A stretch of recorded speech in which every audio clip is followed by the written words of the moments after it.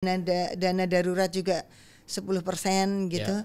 Ini untuk ibu-ibu apalagi ibu muda nih biasanya nih kan baru dapat gaji. Betul. Biasanya bukan karena berapa gaji suaminya, tapi bagaimana cara mengelolanya juga. Betul. Iya. Karena kesehatan jangan kan perusahaan, kesehatan keluarga juga dari peran siapa yang mengelola uang gitu kan. Nah, ini bisa doang lagi Bu, bisa agar lebih jelas. Sebetulnya paling ideal nih kalau bisa hanya bisa memakai itu 40%.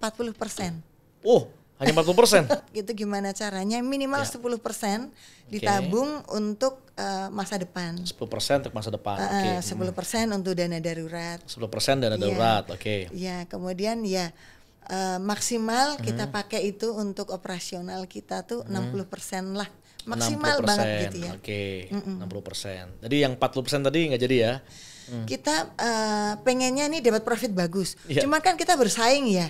Di pasar kan kita nggak bisa menentukan harga sendirian gitu kan. Betul. Sementara kompetitor kita memberikan sudah mematok harga juga. Apalagi di pasar-pasar yang red ocean gitu.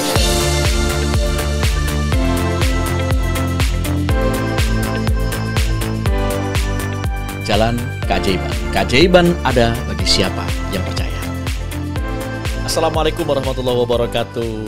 Waalaikumsalam warahmatullahi wabarakatuh. Masya Allah, senang sekali, happy kita kehadiran tamu yang istimewa di Jalan Keajaiban kali ini. Masya Allah. Bu Ety Nurhayati. Bu Ety Nurhayati atau yang akrab disapa dengan Bu Ety. Terima kasih Bu Ety, waktunya paling mahal nih. Karena Bu Ety adalah orang yang memang memegang juru kunci brankas ya. Oh enggak ya? Juru kunci brankas teman-teman. Teman-teman. Wah, jadi bahaya juga nih. Enggak bahaya tah. Karena brankasnya teman-teman ada di Bu Ety ya. Ya perkenalkan teman-teman, Bu Ety adalah Direktur Keuangan di Manggarai Rezeki Center. Amal-amal usaha kita alhamdulillah dikelola keuangannya, asetnya dengan baik. So kita ngobrol kali ini tentang apa Bu Ety enaknya? Apa ya Ustaz Adit ya? Mau ngobrolin apa nih? Nggak, tentu yang paling seru ya tentang keuangan. Ya bicara uang pasti everybody ya suka lah ya. Iya betul. Nggak ada yang nggak suka ngomongin uang ya? Nggak ada yang nggak suka. Semuanya suka ngomongin uang. Ya anak kecil pun suka Bu. Iya betul. Ya, saya kemarin ke Banten. Ya, itu takziah terus salah satu saudara saya gitu kan. Nah, cucunya ini masih kecil. Umur 2 tahunan lah gitu kan, umur 2 tahunan. Nah, dia ngerti tuh mana uang warna merah, mana biru. 5.000 dia buang, Bu. Jadi anak kecil pun ngerti. Iya, betul. Tapi ngomong-ngomong tentang smart financial ya, kecerdasan dalam tata kelola keuangan. Ternyata faktanya membuktikan itu tidak diajarkan di sekolah-sekolah umumnya untuk kecerdasan keuangan ini. Betul. Yang ada mungkin accounting ya. Iya, accounting itu hanya lebih ke laporan ya, reporting ya. Oke. Cash inflow, cash outflow gitu ya. Iya.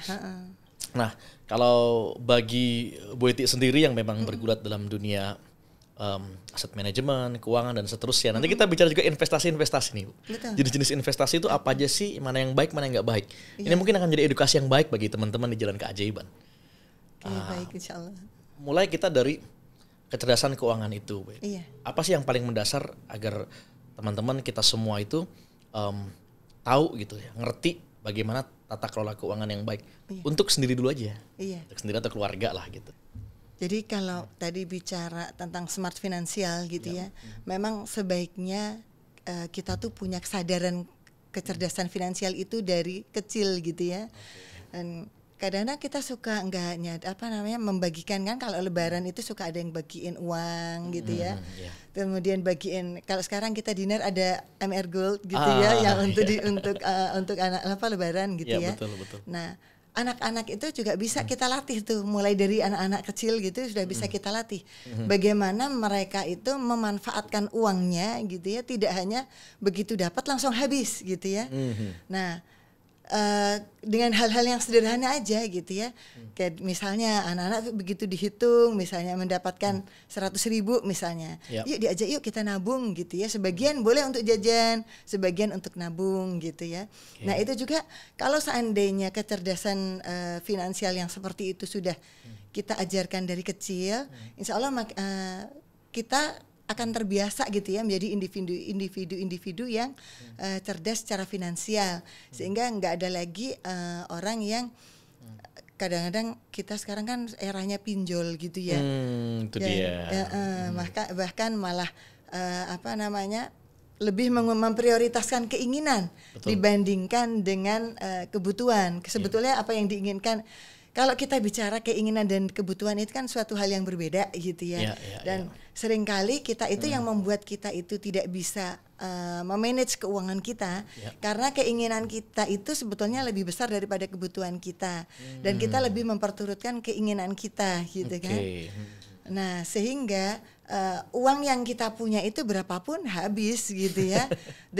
Karena ya iklan lewat begitu aja gitu ya. Apalagi kalau kita suka lihat gitu ya, barang-barang yang menarik itu masuk aja dalam keranjang. Empuk banget dong ya bagi mindsetnya anak muda yang mungkin dari kecil terbiasa jajan, nggak disadarkan untuk harus dibagi porsi ini untuk tabungan. Akhirnya mereka porsi ini untuk jajan, porsi ini untuk apa dan lain sebagainya.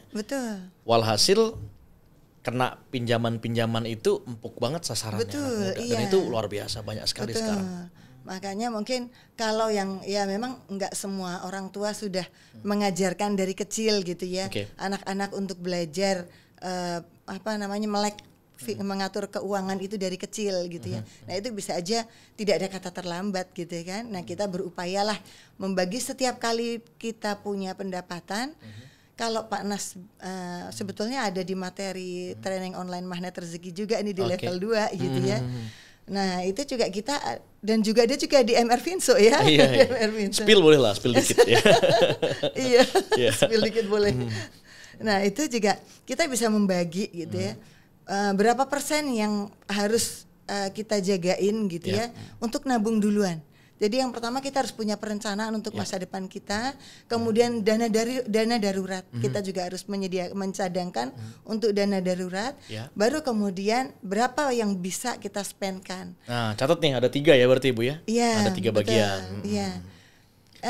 Satu lagi mohon maaf. Tuh? Tabungan akhirat. Berat ini ya, nggak ringan ini bahasan yang terakhir nih. Tapi oke lah, karena jalan keajaiban kan. Iya betul. Ya jadi 3 nih ada plus 1-nya. Iya betul. Dana untuk tabungan akhirat. Betul. Tadi yang pertama kan tabungan. Ya. Jenis-jenisnya nanti kita bahas lah ya. Terus tadi untuk kita spend ya, kita pakai. Lalu yang ketiga tadi untuk dana darurat. Darurat, oke. Baru yang terakhir ini tabungan untuk akhirat. Betul. Nah. Boleh didefinisikan Bu, bentuk-bentuknya satu persatu nih, apa aja itu? Ini keren nih, karena ini Bu Eti tentu praktisi kan, melakukannya ini dengan bijak, dengan wise, baik untuk tata kelola keuangan pribadi, keluarga, apalagi perusahaan gitu kan. Iya, betul. Ya memang perlu prioritas pada saat kita mengatur keuangan gitu ya. Prioritas kita bukan pada spend kita duluan gitu ya. Kadang-kadang kita itu sudah sibuk dengan kita kalau mau makan biaya makan kita harus sekian gitu kan. Wah gajinya nggak cukup nih gitu kan. Nah tapi justru dengan pendapatan kita yang sekarang ini yang pertama kali kita spend kan itu kita tabung dulu, kita adalah tabungan dulu masa depan gitu ya. Kemudian dana darurat prioritas yang kedua gitu ya. Kemudian sedekah tadi, infak, sedekah, baru kita cadangkan untuk makan lah ibaratnya gitu ya, kehidupan kita sehari-hari. Nah itu tentu variasinya itu bergantung pada berapa persentasenya, itu bergantung pada pendapatan kita gitu ya. Semakin besar pendapatan kita gitu ya, itu makin besar porsi tabungan. Yang harus semakin besar porsi tabungan. Dan misalnya nih, orang kalau kita jadi karyawan gitu ya, biasanya kan ada penambahan gaji lah, bonus gitu ya. Nah, jangan sampai setiap kali kita naik pendapatan kita, naik juga lifestyle kita gitu ya. Biasanya sih gitu, Bu. Iya, betul. Iya, kreditannya juga naik. Dari motor bebek naik jadi motor besar gitu kan. Iya, betul. Nah, yang prioritas itu justru yang harus naik itu adalah tabungannya gitu malah ya. tabungannya. Jangan menaikkan lifestyle kita. Upayakan lifestyle itu tetaplah gitu ya. Kalau toh naik ya karena inflasi gitu ya. Jangan tetap berusaha dengan lifestyle kita yang ada gitu. Sehingga dengan dengan begitu makin lama kita akan makin kaya gitu ya. Karena tabungan kita kan makin banyak gitu kan. Nah, pada saat kita terus berupaya untuk men-saving lebih banyak, apalagi kalau kita saving dengan ke investasi-investasi yang aman dan nggak tergerus inflasi, ya insya Allah kita akan menjaga keamanan, menjaga aset kita, bahkan menumbuhkan aset kita menjadi lebih banyak. Menarik. Karena banyak orang yang bilang kalau karena Ibu porsi tabungan yang harus lebih besar ya. Betul. Sedangkan banyak teman-teman yang juga mempunyai prinsip bahwa uang itu harus diputar. Iya. Nah, kalau menurut Bu Eti gimana tuh pandangan yang kayak gini? Iya. Bagus sih, itu bisnis ya, maksudnya diputar dalam bisnis. Itu juga bagian dari kita mencadangkan untuk menumbuhkan aset lah sebetulnya. Menumbuhkan aset dan menumbuhkan kekayaan kita gitu ya melalui bisnis. Tapi yang pertama sebelum dana yang diputar itu kalau bisa usahakan adalah dana yang aman juga buat kita. Jadi maksud saya gini, misalnya kita punya cadangan 100 juta gitu ya. Kemudian kita masukkan dalam bisnis semuanya itu 100 juta. Nah. Sementara kita tuh kan namanya bisnis itu selalu ada resiko gitu betul ya. Sekali. Nah, kita nggak jangan kita meletakkan don't put your egg in one basket gitu ya. Jadi boleh bisnis, tapi tetap kita harus mencadangkan punya dana aman gitu ya. Dana darurat tidak boleh diutak-atik untuk dana bisnis. Jadi yang dimaksud dana darurat itu adalah dana cadangan kehidupan kita gitu ya. Yang membuat kita itu aman kalau seandainya contohnya kita di lay off gitu ya. Kita misalnya perusahaan kita mempermisikan gitu kan.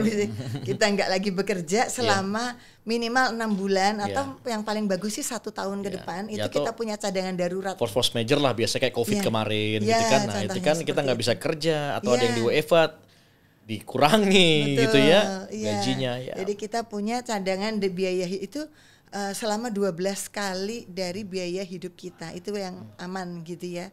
At least 6 bulan. 12 kali atau 6 bulan ya? 6 bulan dari biaya hidup kita.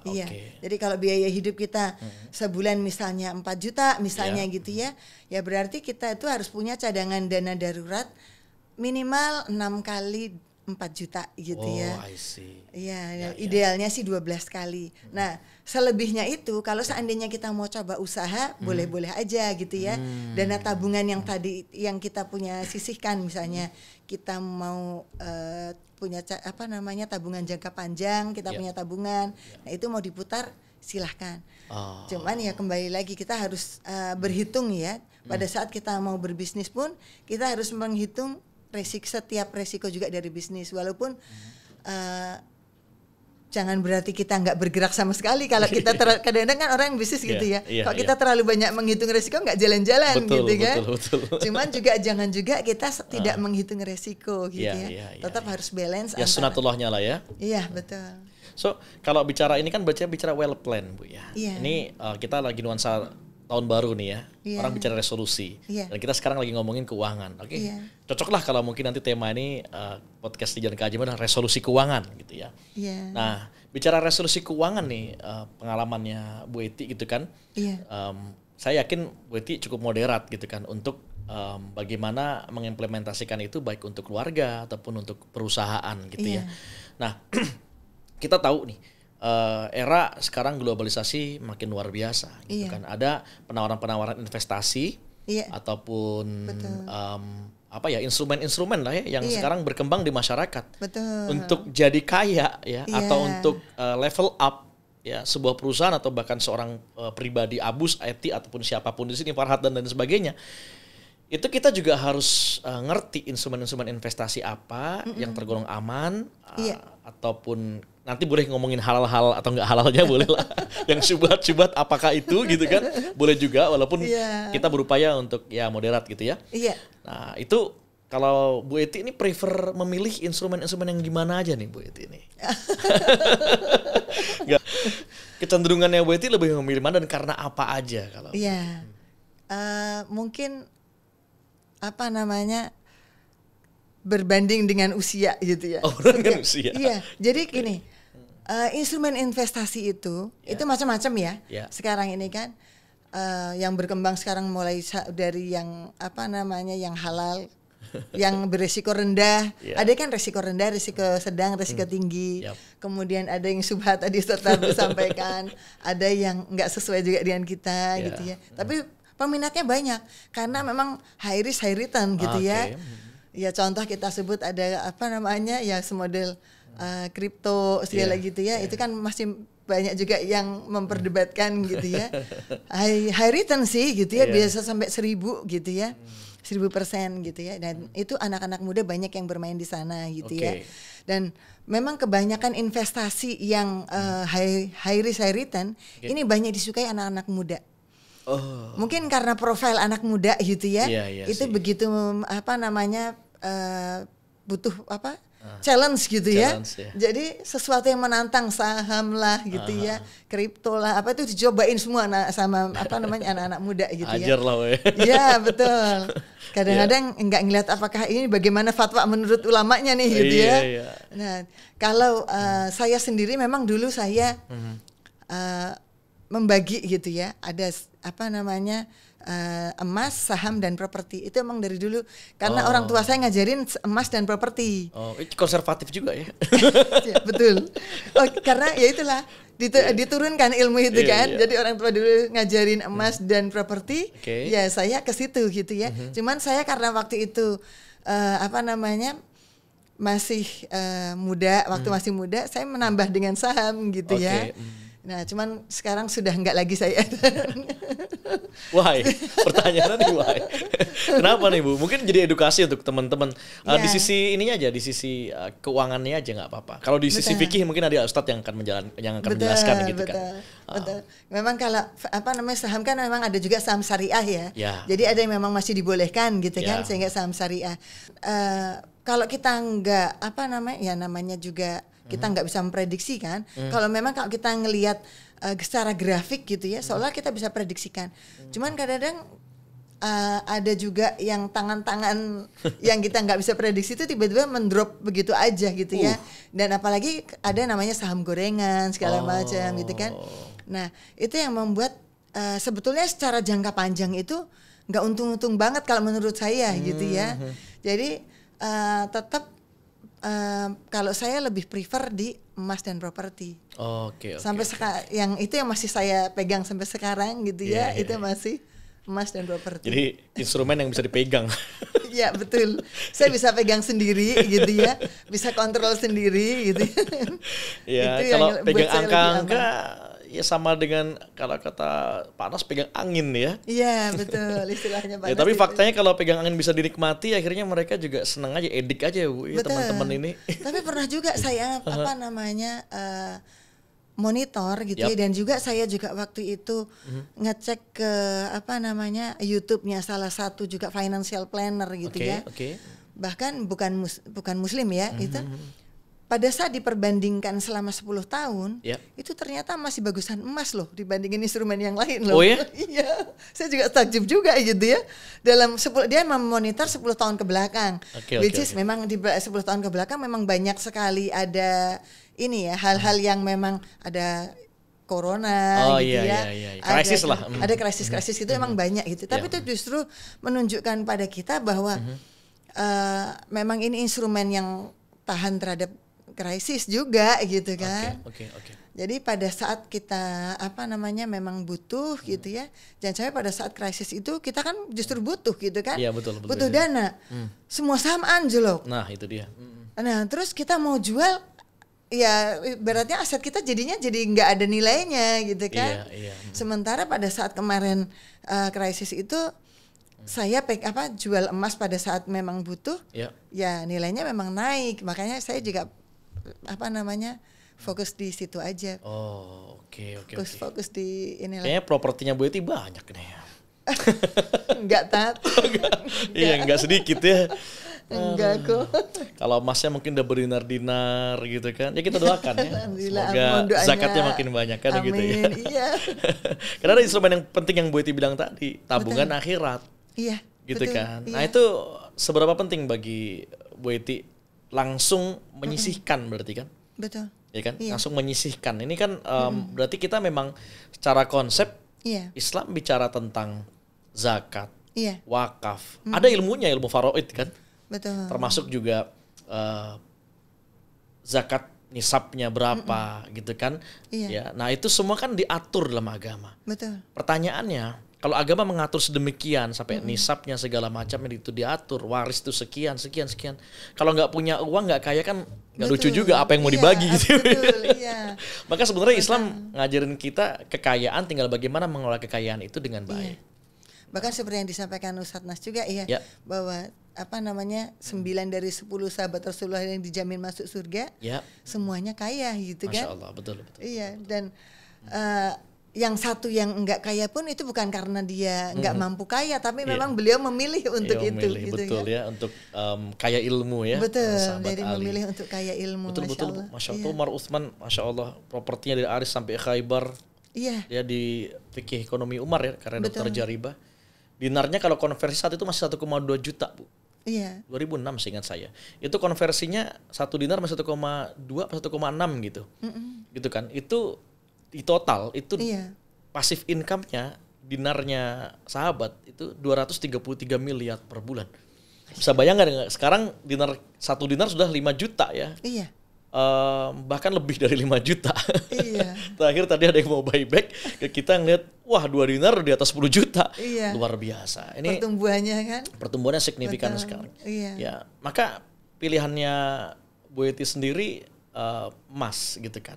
Dan properti. Iya. Kapan saat kita beli emas dan kapan saat kita bisa beli properti? Iya.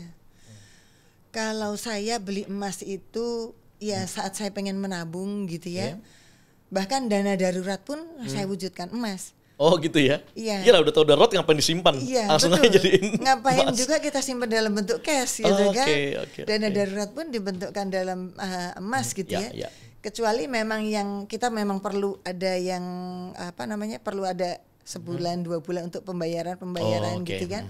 Itu ya tetap harus ada cash yang kita Ya, pegang ya. ya. Itu cuman kalau saya lebih prefer semuanya ya setiap bulan selalu menyisihkan tabungan itu untuk membeli emas. Oke. Dari pendapatan yang kita punya, Ya. sisihkan aja pokoknya berapa apa yang bisa kita punya, kita mau komitmenkan gitu ya, untuk beli emas. Supaya apa? Supaya nggak ketergelitik untuk make. Oh itu dia. Kalau saya gitu, Itu dia. karena pada saat masih uang di saldo di rekening ada, itu kan godaan ya. Iya. Kadang-kadang, rasanya pengen juga Ih, gitu lucu beli nih apa. gitu. Lucu nih betul. mana teman-teman Gen Z biasanya nih. Iya betul. Iya. Apalagi kalau yang sambil iseng-iseng lihat, apalagi Iya, gitu kan. iya. Jadi lebih bagus diwujudkan dalam bentuk emas sehingga kan memang emas juga mudah dicairkan. Akan tetapi tidak semudah kita tinggal gesek atau tinggal pakai QR code gitu ya, Betul atau sih, tinggal iya. transfer Iya, gitu iya. kan. Ya arti Gitu. dalam arti liquid ya. Betul. Siapapun bisa beli emas. Iya. Lagi butuh tetangga aja ya. Iya. Tinggal tuker ya. Betul. Terus kalau tadi yang properti? kapan beli properti, Yep. saat kita mendapatkan tawaran properti yang memang bagus gitu ya, dan dananya ada. Dananya ada.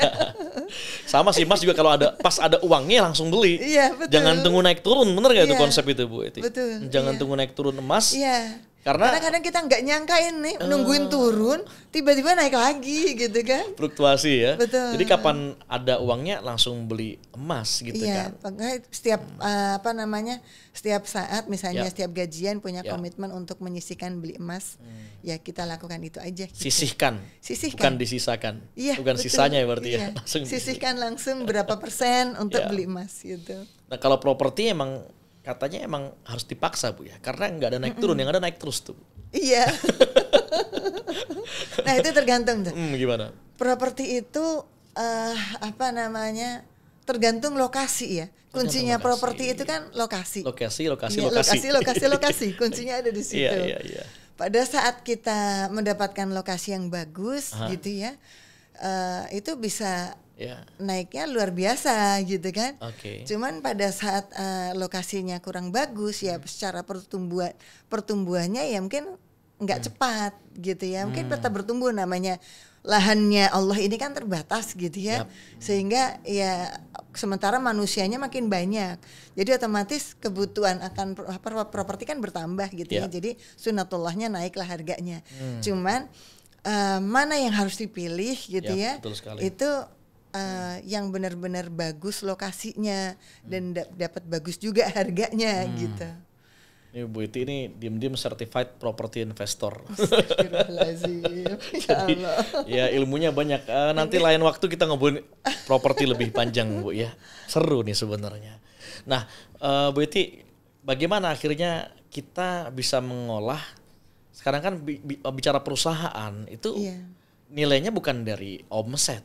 Betul. Kadang-kala omset besar, ternyata keuntungannya marginnya tipis. Iya. Ya kan untuk operasional pun nggak bisa jalan. Ini sering kali terjadi di banyak perusahaan. Iya. Bu Iti juga pasti melihat itu, memantau itu gitu kan. Iya. Nah ini kasih tahu dong Bu, edukasi ke kita semua nih, apalagi para pebisnis pemula, agar perusahaan itu sehat. Karena saya dengar yang penting itu bukan berapa omset, tapi berapa aset di perusahaan itu. Nah itu gimana Bu Iti kita menyikapi cash flow sehingga sehat? Iya. Sebetulnya tadi seberapa aset itu juga masih ini ya, debatable gitu ya. Karena kadang-kadang kalau seandainya asetnya besar tapi ternyata dia itu liability gitu ya, itu kan juga kurang bagus juga gitu ya.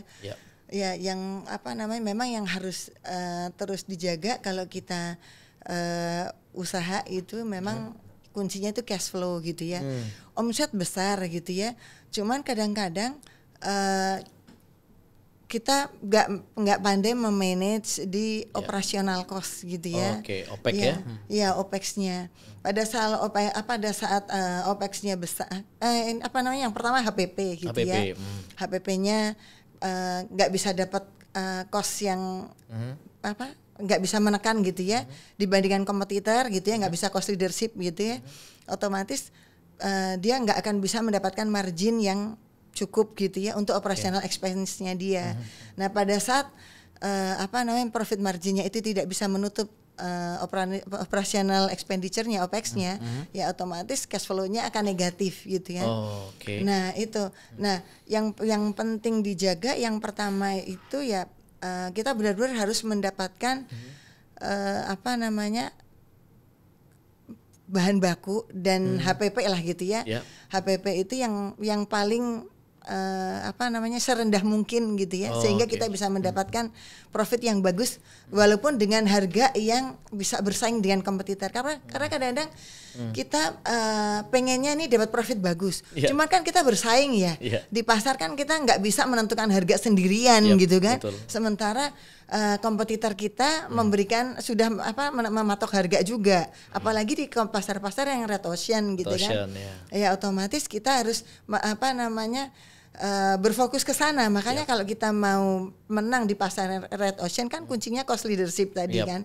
Cost leadership menekan cost kita semaksimal mungkin supaya bisa dapat profit margin yang bisa kita pakai untuk operasional maupun marketing cost-nya untuk supaya lebih dikenal dengan marketing gitu ya. Nah, kemudian turnover inventory. Nah, apa itu turnover inventory? Perputaran inventory kita. Nah, kadang-kadang kita kalau seandainya kita terjebak ya, berdisiplin nggak kata gitu. Untuk membeli produk itu dengan jumlah banyak, pengennya banyak langsung supaya harganya murah gitu ya. Nah, ternyata pada saat kita membeli banyak itu di pasar itu ternyata produk yang lifestyle yang sangat ngikutin lifestyle. Dan ternyata ini nggak laku gitu kan. Nah, akhirnya kan ini jadi sangkos jadi produk turnovernya nggak bisa cepet ya. Iya. Nah karena turnover nggak cepet, ini kan semua Dia ngendok stuck aja nih. itu ya. Stuck. Nah otomatis ini akan membebani juga gitu kan. Nah impact-nya itu kita akan ke bisnis kita juga, tadi cash flow kita jadi nggak bagus karena kita nggak bisa memutar produk lebih cepat. Kita makanya kunci dari produk retail itu harus turnover kita harus kencang juga gitu. Itu penjualan pengecualian di retail emang seperti itu ya. Iya, yang utamanya di retail itu turnover inventory ini harus kencang. Oke, dan saat itu sudah mempunyai margin yang cukup lebar gitu kan, barulah kita bicara jadiin aset gitu, atau bagaimana, atau diputar lagi untuk modal. Nah itu pemilihannya gimana tuh Bu? Iya. Makin seru nih. Memang tadi ini ya dua sisi mata uang. Di satu sisi kadang-kadang kita juga kepengen memiliki aset gitu ya. Di sisi lain kita juga pengen menambah modal gitu ya untuk percepatan. Nah itu kita evaluasi kalau seandainya memang produk kita itu secara modal itu masih bagus, masih butuh banyak modal, dan kalau seandainya kita tambahkan modal banyak itu bisa mengenerate profit lagi lebih banyak, lebih baik diputar dulu aja gitu kan. Lebih baik diputar dulu aja. Nah kecuali kalau seandainya memang sudah bisa profitnya itu kalau kita putar lagi itu kayaknya udah nggak terlalu nambah banyak gitu ya, dan kita nggak bisa juga membuat diferensiasi lagi gitu ya. Kemudian kita masih punya cash banyak gitu ya. Nah itu bagus juga kalau seandainya kita wujudkan dalam bentuk aset, yang terutama aset-aset yang bisa mengurangi kos-kos lainnya gitu ya. For example, contohnya? Ya contohnya yang bisa mengurangi kos, misalnya sewa gedung gitu misalnya gitu. Cuman itu tadi tergantung dari kalau seandainya. Artinya beli gedung gitu maksudnya tadi ya? Ya, misalnya membeli gedung, kemudian membeli aset yang produktif lah gitu ya, yang bisa untuk kira-kira bisa memberikan profit lagi buat kita gitu. Jadi kalau seandainya sepanjang kita masih bisa menumbuhkan bisnis kita gitu ya, dan bisa mendiferensiasi lagi ya kenapa enggak diputar aja dulu gitu. Nanti ya harus bijak-bijak juga ya. Iya. Ya karena biar bagaimana, jangankan perusahaan ya, perusahaan umumnya, retail dan lain sebagainya, jasa dan lain sebagainya. Ya perusahaan perbankan saja gitu kan, itu mempunyai cadangan emas bertonton bank gitu loh, bahkan itu punya cadangan emas. Nah, pertanyaan bagaimana dengan perusahaan kita, bagaimana dengan kita sendiri juga gitu kan, punya nggak cadangan emas di dalam berangkas kita kan gitu ya. Betul. Sebetulnya yang ngobrolin perusahaan itu juga idealnya sebetulnya sama seperti yang tadi, kayak ngobrolin diri pribadi gitu ya. Oh gitu ya. Jadi pada saat tadi saya sampaikan kita punya dana darurat gitu ya, setidaknya 6 bulan sampai 12 bulan ke depan. Perusahaan pun juga kan perusahaan punya karyawan yang harus dijaga gitu ya. Betul sekali. Nah itu perusahaan juga harus punya cash flow untuk bisa harus punya cadangan dana gitu ya, yang bisa mengcover gitu ya, in case ada sesuatu yang tidak nyaman gitu ya terhadap perusahaan itu. Produk lagi nggak keserap misalkan gitu kan, sementara karyawan harus tetap keluarganya kan hajat hidup kita. Betul, harus ada dana gitu cadangan kan? juga yang harus disisihkan untuk itu. Itulah pentingnya dana cadangan tadi ya. Betul, iya. Oke. Berarti menarik nih, karena bicara tentang pembagian dana itu tadi itu kan juga sebenarnya dicontohkan oleh Rasulullah ya. Betul. Sepertiga seingat saya, benar gak sih? Sepertiga. Itu tabiin ya. Ada tabiin itu ya. ya. Nanti kita gali lagi lah ya. Tapi berarti lebih memilih porsinya ini lagi-lagi sesuai dengan berapa kita punya uang saat itu. Iya, berapa gaji gitu ya. Iya, atau berapa pendapatan lah kalau bisnis ya. Iya. Betul. Contoh kalau yang untuk diri pribadi misalnya sisihkan dulu at least kita bisa nabung 10% per bulan gitu ya. Kemudian ada dana darurat juga 10% gitu. Ini untuk ibu-ibu, apalagi ibu muda nih biasanya nih. Kan baru dapat gaji. Biasanya bukan karena berapa gaji suaminya, tapi bagaimana cara mengelolanya juga. Betul, iya. Karena kesehatan Jangan kan perusahaan, kesehatan keluarga juga dari peran siapa yang mengelola uang gitu kan. Nah, ini bisa doang lagi Bu, bisa agar lebih jelas. Sebetulnya paling ideal nih kalau bisa hanya bisa memakai itu 40%. Oh, hanya 40%. Itu wah. Bisa itu kalau nggak bisa beli sepatu baru kita bro. Kalau bisa nih kita bisa konsisten kalau bisa di 40% aja dari pendapatan itu yang kita keluarkan itu sehat banget gitu ya. Cuman ya kita perlu bertahap lah gitu ya. Perlu ada tahapan. Makanya tadi semakin besar pendapatan kita, ini insya Allah akan lebih mudah 40% tadi gitu ya. Kalau apalagi kalau kita sudah terbiasa gitu mencadangkan gitu ya. Menabung lah gitu, dan terbiasa untuk menjaga agar lifestyle kita tidak ikut bertumbuh seiring dengan pendapatan kita. Nah kalau kita sudah terbiasa begitu gitu ya insya Allah akan lebih mudah gitu ya pada saat kita ngejagain tadi. Ya apa namanya beda-beda sih ya kalau yang ilmu berapa persen itu banyak versi gitu. Kita pengen nyontoh Bu Eti aja deh. Kan tamu istimewa sekarang Bu Eti ini. Ya, ibu emas kita. Gimana Bu Eti? Ya tadi itu soalnya seiring dengan pertumbuhan pendapatan itu kan persentase akan berbeda. Persentase akan berbeda. Iya. Oke, rata-rata dari umur-umur bukan usia ya, bukan ya, pendapatan ya? Iya, dari pendapatan. Lo kalau seandainya anak misalnya sekarang kan banyak juga anak-anak muda yang udah kaya, udah langsung kaya dari YouTuber dari apa terus gitu kan. Flexing. Kayak gitu kan. Itu kan juga apa namanya beda gitu kan. Harusnya yang di-save dengan yang apa namanya misalnya kita masih dulu misalnya saya pada saat saya masih jadi karyawan awal gitu ya. Gaji saat itu saya waktu masih kerja awal cuma 700.000 Tat. Oh, tahun berapa itu kan? Sekarang udah kayak zaman dulu banget ya. Iya. Terus ya itu tetap berusaha dari apa namanya dana itu ya tetap kita berusaha lah nabung gitu ya, nyisihin banget gitu gimana caranya minimal 10% ditabung untuk masa depan. 10% untuk masa depan. 10% untuk dana darurat. 10% dana darurat. Ya, kemudian ya maksimal kita pakai itu untuk operasional kita tuh 60% lah. Maksimal 60%, banget gitu ya. 60%. Jadi yang 40% tadi nggak jadi ya? Jadi yang 20%-nya kan ada alokasi dana lain-lain. Kayak misalnya kita butuh infak gitu kan. Oh iya tadi tabungan akhirat tadi lah ya. Iya, tabungan akhirat itu usahakan kalau zakat kan 2,5% wajibnya. Iya kan? Ya usahakan paling enggak sama dengan tabungan kita 10% gitu. Oh gitu. Jadi 10, 60 untuk dipakai, lalu 20 untuk lain-lain tadi. Atau 10 lagi? Kalau saya dulu nih misalnya 60% saya pakai maksimal gitu ya. Itu sisanya 40. 10% misalnya ini gak enak nih ngomongnya. Gak apa-apa Bu, ini edukasi nih. Ya, biar pada sadar finansial. Gimana Bu? Iya.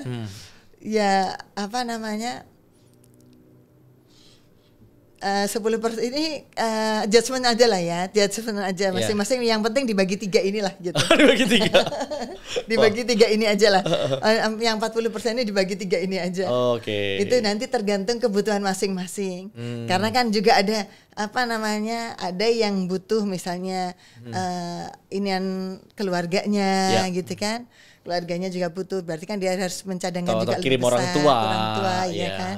Kemudian otomatis proporsinya nggak bisa kita standarin dong, gitu kan. Nah gitu, jadi judgement kita fleksibel aja sebetulnya untuk mengelola itu. Yang 40% itu. Yang penting sih sebetulnya intinya kita punya tabungan yang kita pakai untuk masa depan. Oh iya, satu hal lagi tadi. Kalau bisa kita juga mencadangkan untuk dana happy untuk diri kita sendiri, misalnya reward untuk diri kita. Misalnya kita punya, yaitu bisa juga dicadangkan dari yang 10% tadi, itu kita ambil sebagian misalnya. Atau bisa juga yang dari 40% tadi 10%-nya untuk cadangan kalau kita pengen membahagiakan diri kita sendiri, reward untuk diri kita sendiri. Itu bisa juga seperti itu. I see, terima kasih. Nah, kalau Bu Eti sendiri kan melihatnya ini secara moderat ya, karena banyak juga financial planner yang tadi kalau bicara emas itu nggak setuju kalau emas dijadikan sarana instrumen investasi ya. Betul. Ini gimana sih Bu sebaiknya kita menyikapi yang Betul seperti banget. ini Bu? Ya, saya memang juga pernah belajar juga apa namanya wealth planner gitu ya. Wealth planner ya. Rata-rata memang nggak setuju gitu ya menjadikan emas itu sebagai instrumen investasi. Karena berdasarkan evaluasinya apa namanya evaluasi sebelumnya ya memang evaluasi itu tujuan emas itu adalah menjaga kekayaan gitu kan, bukan menumbuhkan kekayaan gitu ya. Membuat kita tetap kaya. Membuat tetap kaya betul istilahnya. Dan itu dalam jangka panjang ya. Iya betul. Nah maka para financial planner itu lebih mereferensikan tadi ya saham, reksadana, terus obligasi, sukuk termasuk diantaranya gitu ya. Nah ke sana gitu ya arahnya. Cuman ya itu tadi semakin kesini begitu kita melihat kondisi dunia makin tidak stabil, unpredicted lah. Iya banyak yang unpredicted baru terlihat gitu kan bahwa ternyata yang lebih penting untuk apa namanya yang lebih pas itu ternyata emas gitu. Karena semudah meyakini hadits Nabi aja akhirnya ya. Betul, iya. Itu bisa kok nanti kita tampil itu apa namanya apa komparasinya itu sebetulnya ada selama 10 tahun terakhir. Antara apa dengan apa? Antara reksadana, saham, emas segala gitu dalam 10 tahun terakhir. Ibu ada datanya gitu?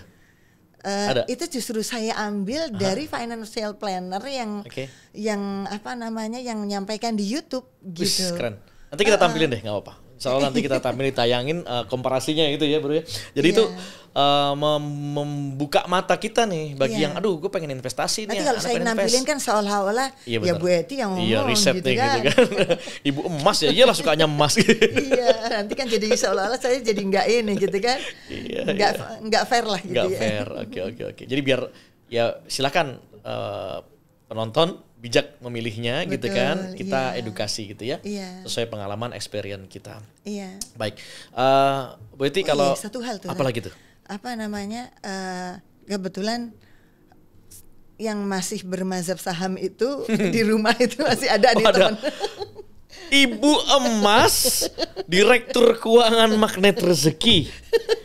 Anaknya masih ada yang main saham. Bermazhab saham. Cuman akhirnya beralih juga gitu. Alhamdulillah. Akhirnya namanya anak muda gitu kan ya. Kadang-kadang ngerasa saya dapat untung besar kok gitu kan. Iya. Dia kadang-kadang lebih ngerti dari kita gitu kan. Argumennya betul gitu. Apa namanya anak-anak muda ya kadang-kadang temennya main kripto, alhamdulillahnya dia nggak main kripto gitu kan. Saham aja. Saham aja gitu ya. Saham syariah lagi gitu ya ngambilnya saham syariah. Anaknya tadi boleh nih atau gimana? Ya namanya juga dia belajar silahkan aja belajar. Cuman akhirnya kan dia ngerasa bahwa iya ternyata tidak menguntungkan juga dalam jangka panjang gitu. Oh gitu. Iya akhirnya malah sekarang nitip nabung emas sama saya. Nitip beli emas ya Mi. Iya. Ya meskipun dia juga emang perlu tahu ilmu. Betul. Main saham perlu tahu ilmu gitu kan. Semua juga ada ilmunya, emas juga ada ilmunya gitu kan. Ya ada akhirnya kita juga meyakini gitu kan salah satu hadits Nabi ya layatiana zamanun layan faufi la dinar wa dirham. Akan datang satu masa tidak yang bermanfaat kecuali dinar ya emas ataupun perak gitu ya. Masya Allah kita tinggal meyakininya sebenarnya aman gitu ya. Cuma kita terbuai biasa dengan angka-angka keuntungan. Betul. Karena untung belum tentu berkah. Betul. Dan kalau berkah insya Allah ditolong Allah Subhanahu Wa Taala. Betul banget. Oke. Bu Eti ada pengalaman nggak yang apa ya yang membuat kita itu harus belajar gitu dari seorang Eti Nurhayati dalam proses dalam proses berbisnis, mengolah keuangan gitu kan, sehingga Anda atau Bu Eti pernah mengalami masa-masa yang tidak mudah gitu. Ada nggak pengalaman yang kita bisa petik pelajaran dari situ, Bu? Masa yang tidak mudah itu ya tentu setiap orang pasti mengalaminya gitu ya. Makanya kita kan nggak ingin masuk di lubang yang sama nih ya. Iya. Sehati-hatinya kehati-hatian Bu Eti masih jika masih ada berarti kan kita jangan sampai nih kita.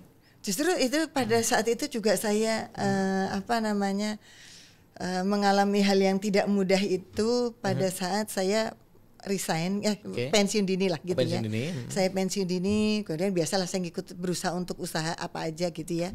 Nah kemudian saya akhirnya memutuskan masuk ke properti gitu ya. Dan ya tadi kenapa saya sampaikan bahwa properti itu yang paling penting itu adalah lokasi dan lokasi gitu kan. Yang pertama itu, yang kedua pada saat kita membeli itu juga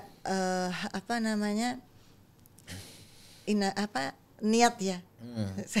Niatnya. Iya. Jadi gimana? Kenapa tadi saya sampaikan niat gitu ya, bahwa kalau seandainya niat kita mungkin untuk investasi kita baiklah, insya Allah hasilnya baik gitu ya. Cuman saat itu saya itu tergiur gitu ya dengan iming-iming nih gitu ya. Tergiur dengan iming-iming bahwa lokasi ini sangat prospek, ini akan jadi perluasan dari satu developer gitu ya, developer yang besar gitu ya. Kemudian ini dan kita saat itu percaya banget event itu karena kita ngerasa bahwa itu adalah aparat desa gitu ya, aparat desa. Kemudian kita percaya banget gitu sama dia. Pertama itu jangan juga langsung percaya juga gitu ya. Terus ya ke broker-broker apapun instrumen investasi apapun. Kemudian yang kedua jangan percaya dengan iming-iming. Kadang-kadang kita kan tergiur dengan janji manis gitu ya. Di sini sangat menguntungkan loh gitu ya. Nah, tapi kita harus benar-benar mempelajari gitu ya. Nah, saat itu tuh kesalahan saya itu adalah itu tadi. Yang kedua adalah nggak ngecek detail gitu ya. Nggak ngecek detail. Nah, akhirnya dana saya masuk di situ banyak gitu ya. Dana masuk di situ banyak, ternyata qadarullahnya ada persoalan dengan developer ini. Direkturnya sampai masuk ke iya, sampai ke BUI gitu ya. Nah akhirnya jadi nggak ada perluasan sama sekali gitu kan. Jadi proyek itu sama sekali nggak bergerak gitu. Tanah saya di situ ya nggak bergerak juga. Tanah emang nggak bergerak sih Bu. Iya benar, maksudnya nggak bisa juga saya optimalkan apapun gitu kan. Nah udah gitu apa yang dijanjikan tuh lokasinya sampai sini di sini plottingnya gitu ya. Ternyata plottingnya nggak sesuai. Jadi di lapangan itu begitu gambar itu dicek benar di BPN, kita pakai GPS, lokasinya ternyata bukan di situ, lebih keren lagi yang kedua. Wow, keren. Keren yang kedua. Nah, tapi itu ternyata ya justru wasilah saya untuk berkenalan dengan ilmu magnet rezeki. Dari situ lah. Dari situ, iya. Dari saat itu saya bingung ini nggak bisa bergerak, ini mau ngapain lagi? Iya. Ya benar-benar ya kalap ya mungkin waktu itu ya. Rasional kita ya tidak. Karena saat itu emang sedang ekspansif penjualannya di situ. Ekspansif sekali penjualannya, kemudian harganya ya bagus banget nih yang saya dapat saat itu gitu kan. Deket juga gitu kan, dan itu masuk dalam dekat dengan areanya si developer ini gitu ya. Makanya saat itu ya terlalu kepengen gitu ya, dan ibaratnya saya ngerasa tuh kayaknya saya terlalu serakah waktu itu gitu ya. Dan tanda petik. Jadi emang kena emosionalnya ya. Betul, iya. Ya, seorang Bu itu yang sangat rasional kena emosionalnya juga ternyata. ya karena bicara investasi emang harus clear, hitungannya harus rasional, logis dan seterusnya. Iya. Dan itu jadi pelajaran yang berharga sekali buat saya. Yang pertama, alhamdulillah ketemu dengan ilmu magnet rezeki. Yang kedua juga jadi pelajaran yang sangat berharga buat saya. Hati-hati saat berinvestasi. Betul. Dan saya akhirnya jadi banget Bu di Indonesia ini memang. Betul. Ya, untuk orang tuh mau nawarin investasi apa itu, banget. Makanya lebih berhati-hati, gitu kan. Nah, tambahin ya sholat istikharah, ilmu magnet rezeki dan sebagainya gitu ya. Iya, betul. Ya. Oke. Saat itu kan belum kenal ilmu magnet rezeki. Iya. Sebetulnya saya sudah istikharah saat itu, cuma karena merasa belum dapat jawaban. Terus tadi kan dipus ya, biasa kan dipus, jadi emosionalnya ikut bermain. Ikut bermain. Iya. Yang harus terus dijaga ini memang relasi ke atas ya. Relasi ke atas. Relasi ke anyway, atas. ngomongin relasi ke atas nih Bu. Ini kan kita di jalan keajaiban ya. Betul.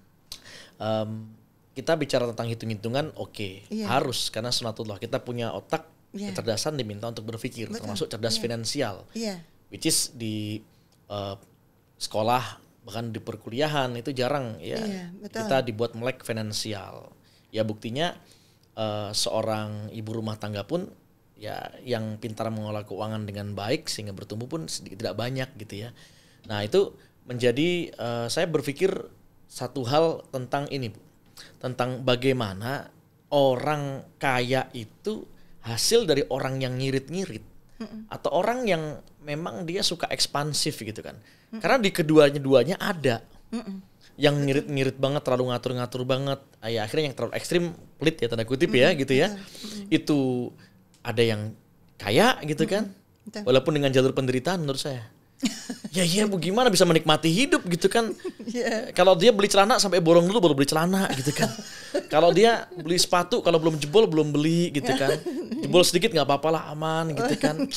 Tadi Bu Eti sendiri bilang ada laser untuk diri kita mencintai diri kita sendiri kan gitu kan. Ini kan keterlaluan nih. Terlalu kata Bang Roma. Tapi ada yang kaya. Betul. Gitu kan. Tapi ada juga yang kedua, orang yang nampaknya dia royal banget gitu kan, ya suka nraktir apa segala macam, ya nice person gitu kan, family man banget, dikit-dikit makan di luar dan sebagainya gitu kan, ya identik kalau terlalu ekstrim akhirnya boros juga. Betul, gitu kan, dia kayak menikmati banget, enjoy banget. Betul.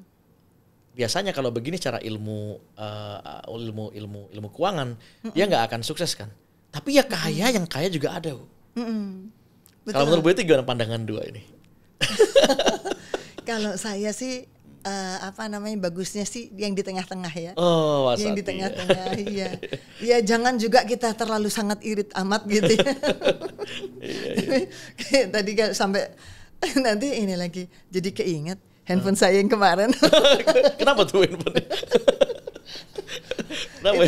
Itu bukan ya memang segala sesuatu kalau saya coba dianggarkan gitu coba dianggarkan, kalau memang belum jatahnya maksud waktunya dianggarkan ya belum lah ininya gitu ya. Cuman ya kalau cuman sekedar beli celana jangan sampai nunggu bolong atau sepatu nunggu bolong baru beli ya janganlah gitu ya.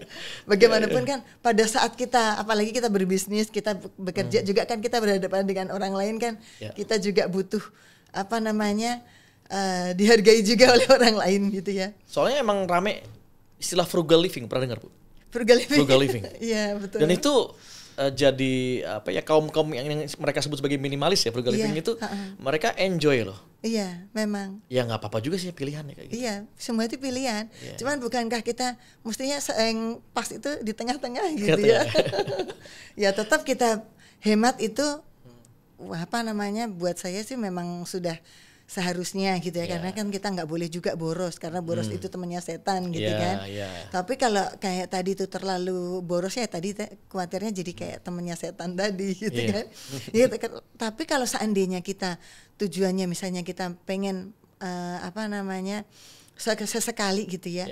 Menyenangkan teman-teman dengan mentraktir teman-teman. Gak apa-apa sepanjang kita anggarkan aja. Alhamdulillah. Makasih Bu Eti. Di sini kita makan. Kita sudah punya anggaran gitu yang tadi untuk misalnya kita punya anggaran untuk laser gitu ya. Ya gitu kita anggarkan nggak apa kita ambilin. Apalagi kalau tadi kita punya cadangan darurat yang kita anggarkan setiap bulan. Sudah lewat nih, sudah ngelebihin dari 12 bulan gitu kan. Nah terus mau kita apain lagi kan kita tetap mencadangkan itu gitu kan.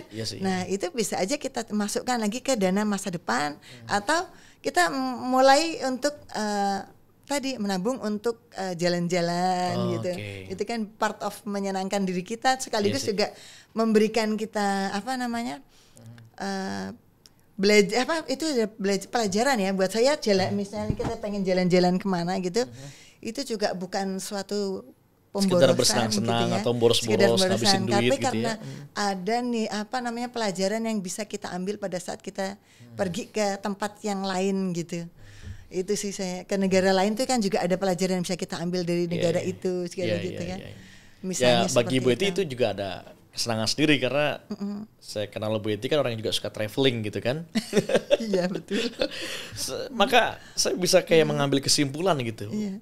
Ya kalau setiap model ya orang dalam memakai uang ini gitu ya, itu ada yang kaya gitu karena yang sukses gitu ya, baik yang tadi ngemat-ngemat banget, ngatur-ngatur uang banget gitu ya. Ini untuk pribadi ya. Iya. Kalau untuk perusahaan kita nggak bisa main begini. Perusahaan kita harus bicara strict, rasional, apa segala macam gitu kan. Karena kepentingan orang banyak gitu. Tapi untuk pribadi ini emang harus kita mungkin yang dibutuhkan itu selain pilihan atas saya lebih memilih hidup minimalis dibandingkan saya lebih memilih atau memilih hidup lebih royal gitu kan, atau sebaliknya saya lebih memilih hidup yang enjoy gitu kan, hidup hanya sekali saya mau menikmatinya gini gitu kan, dibandingin ini kan pilihan. Tapi kayaknya yang terpenting itu adalah kayak apa, dia bahagia gitu saat menjalaninya. Saya ngerasa kayak gitu sih Bu, yang saya alami dari teman-teman ini, mereka bahagia. Gue ngeliat nggak itu artis-artis atau siapa yang kita nggak, kebahagiaannya itu pada saat dia juga melihat orang lain bahagia, makanya dia pengen jadi banyak orang. Dengan begitu dia kayaknya dia bahagia kalau dia bisa membahagiakan teman-temannya. Gitu ya. Siapa tahu justru sedekah apa ngasih gitu kan? Iya, itu kan juga bisa jadi bagian dari ini kan. Pada saat itu dia niatkan sedekah untuk teman-temannya misalnya gitu, supaya temannya juga happy, mungkin teman-temannya akan mendoakan dia gitu kan. Iya kan, itu kan jadi part of terumbu karang yang dia jaga. Betul, gitu kan. Anyway, terumbu karang disclaimer yang belum tahu ikut di Training Market Rizky ya. Oh iya betul. Iya, terumbu karang. Itu tentang menjawab di mana Allah titipkan rezeki untuk kita. Gitu ya. Ternyata dari kemuliaan dan kebahagiaan orang lain yang kita lakukan. Wow, luar biasa. Nih Bu Eti bicara tentang keuangan, baik yang terlalu strict, ekstrim bahkan juga ada yang terlalu selebor begitu kan. Kuncinya ternyata di pertengahan. Dan yang paling penting ada hal yang lebih menarik nih. Apa tuh? Kalau kita mengikuti sahabat Rasulullah, sebetulnya kan mereka juga sebetulnya sederhana ya. Sederhana, tapi yang justru yang sangat jor-joran di titik sedekahnya gitu ya. Nah, apa namanya?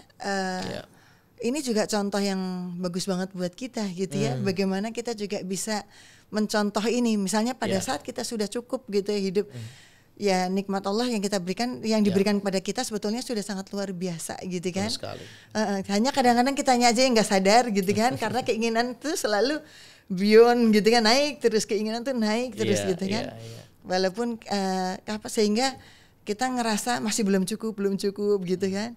Nah, sehingga seharusnya ada yang ketiga tadi. Kalau yang tadi ada satu yang sangat irit banget gitu ya, kemudian ada yang sangat boros banget.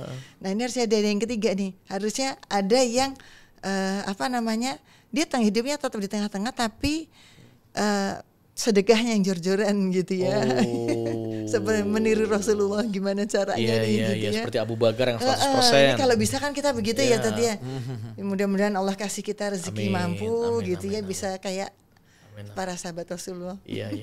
Ya bervisi semua ya, tapi emang kehidupan ini nggak ada yang gratis sih, nggak ada makan siang gratis. Kuncinya semua bayar. Kalau kita lihat juga orang-orang yang sukses kaya, walaupun dia seirit-irit mungkin, biar bagaimana pasti dalam prosesnya dia akan banyak membayar.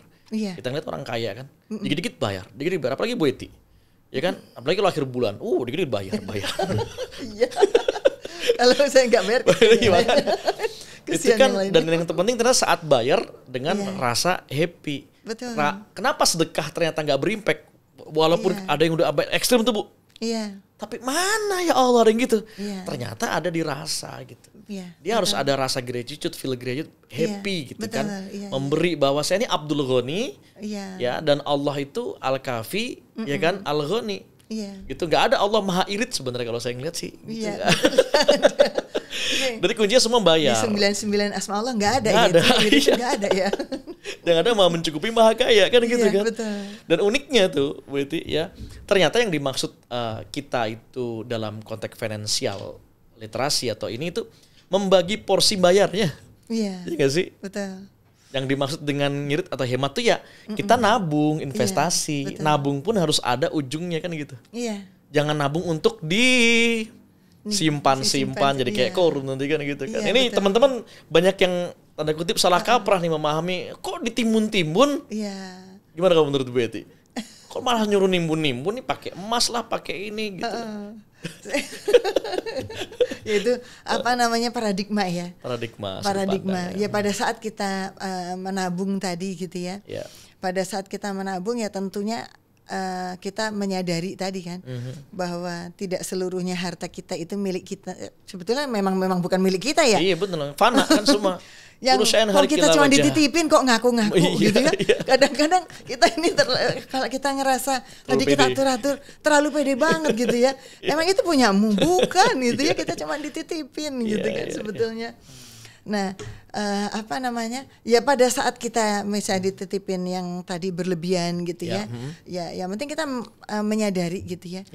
Menyadari apa namanya? Apa yang bisa kita lakukan. Jadi pada saat kita punya dana yang lebih, kan apa yang bisa kita lakukan untuk yang lain gitu kan, supaya kita bisa juga jadi insan yang lebih bermanfaat. Ya tadi bisa kalau seandainya memang sudah dana yang ditabung itu sangat banyak, bisa aja nanti kemudian diputar dalam bisnis gitu kan, sehingga bisa membuka lapangan kerja gitu kan. Apalagi kalau seandainya apa namanya terus bisa berkembang sehingga makin luas. Apa namanya lapangan kerja yang bisa dibuka, kemudian juga dia menyadari bahwa banyak hal yang bisa dilakukan dengan hartanya. Ada tujuan lahnya intinya. Iya, ada tujuan dengan apa menyimpan itu tidak untuk ditumpuk doang gitu kan. Tidak ya kecuali yang tadi yang dana darurat itu memang kan kita lebih ke mengacu ke yang tadi apa namanya Allah itu lebih menyukai kita meninggalkan apa namanya pada saat kita meninggal tuh meninggalkan generasi yang kuat dibandingkan generasi yang lemah. Betul kuat juga sih. Yang kuat itu kan tidak hanya kuat secara fisik tapi juga kuat secara finansial. Nah, setidaknya tuh ada cadangan juga untuk apa namanya generasi sesudah kita ibaratnya gitu ya, yang bisa mereka supaya mereka tidak ibaratnya menjadi tidak mampu pada saat ditinggalkan orang tuanya. Itu juga apa namanya di situ ininya. Cuman jangan terus juga berlebihan gitu kan. Sehingga sampai menumpuk-numpuk gitu ya, sehingga hartanya jadi nggak ada manfaatnya sama sekali. Padahal harta kita justru bukan yang kita simpan sebetulnya kan. Iya, yang kita keluarkan di jalan Allah. Betul. Masya Allah. Ngomong-ngomong soal kita mewariskan ya untuk siapa setelah kita gitu ya. Tanah nunakri suliman ba'dana, kita menanam untuk siapa setelah kita. Bu Eti, sejujurnya nih ya.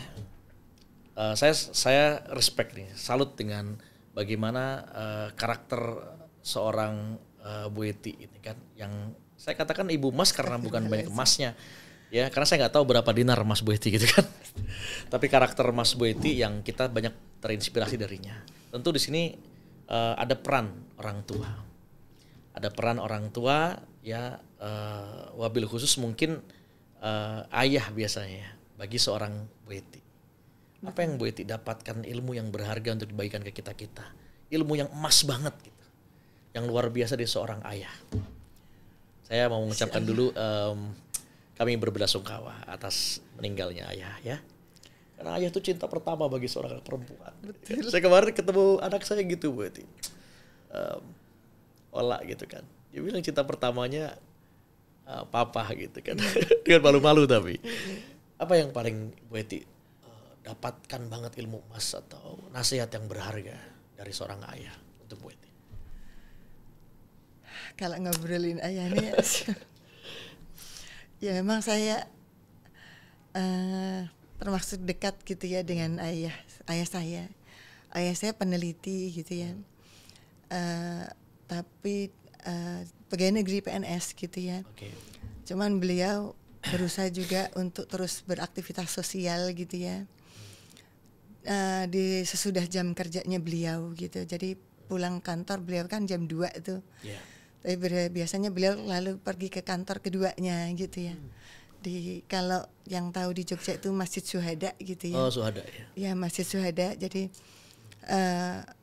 apa namanya ayah saya waktu itu diminta untuk mengembangkan yayasan Masjid Syuhada. Yayasan apa namanya lebih ke pendidikannya gitu ya. Dan beliau dulu tuh sebetulnya pengen gitu ya, saya apa namanya ikut beliau untuk mengembangkan di sana Masjid Syuhada gitu ya. Banyak hal yang beliau menginspirasi saya gitu ya. Antara lain yang pertama gitu ya, mungkin saya tulis juga di apa namanya di Instagram saya itu ya, itu yang yang surat Qasas 77 gitu ya. Yang keseimbangan itu, keseimbangan dunia dan akhirat. Itu saya dapatkan di saat saya kuliah gitu ya. Dari kecil saya memang sering bersama ayah saya pada saat saya libur, saya ikut ayah saya penelitian gitu ya. Jadi kebaikan hatinya beliau gitu ya. Begitu beliau itu dekat dengan banyak orang dan sangat dicintai dengan orang-orang sekitarnya gitu ya. Itu buat saya luar biasa gitu ya, bisa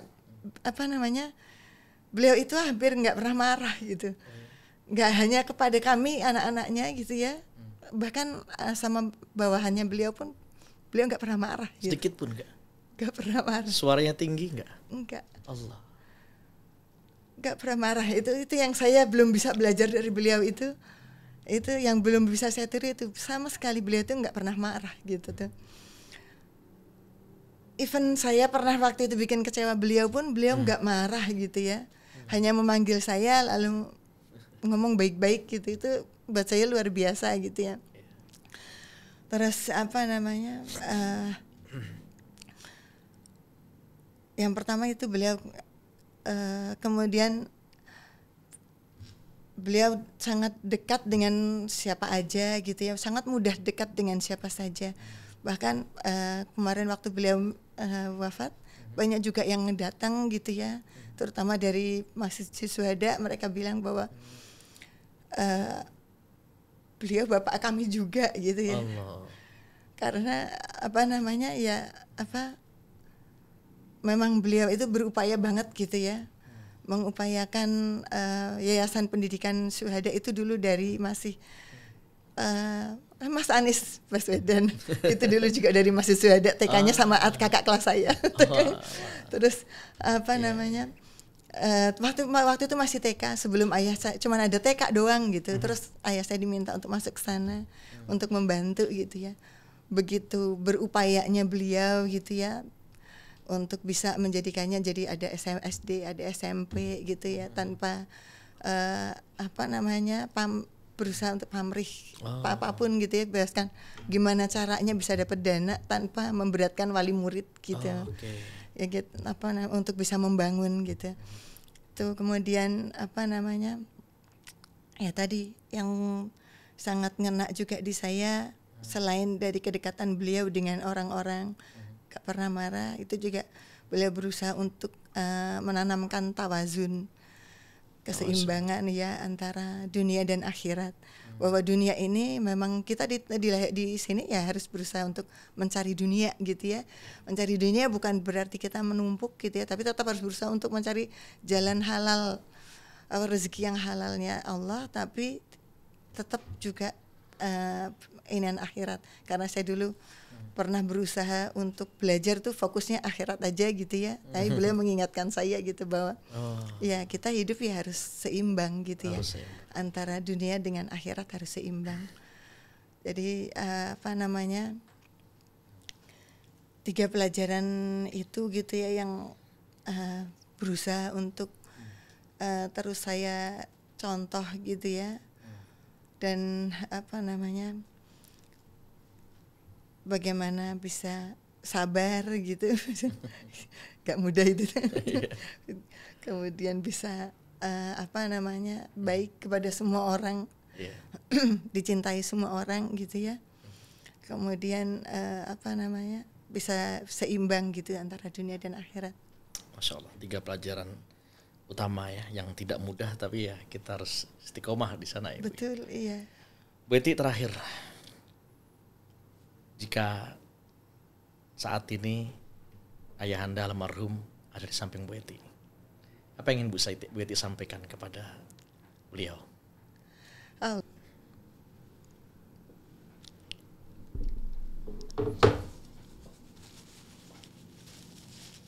It's okay, Bu. Emang kalau udah kepergian itu baru kita ini ya. Betul, iya. Ya Allah. Jika beliau ada sekarang samping Bu Eti, apa yang ingin Bu Eti sampaikan kepada beliau? Saya ingin mengisi waktu lebih banyak dengan beliau. Kalau seandainya Allah kasih kesempatan, itu adalah yang saya ingin, adalah saya ingin lebih banyak bersama beliau.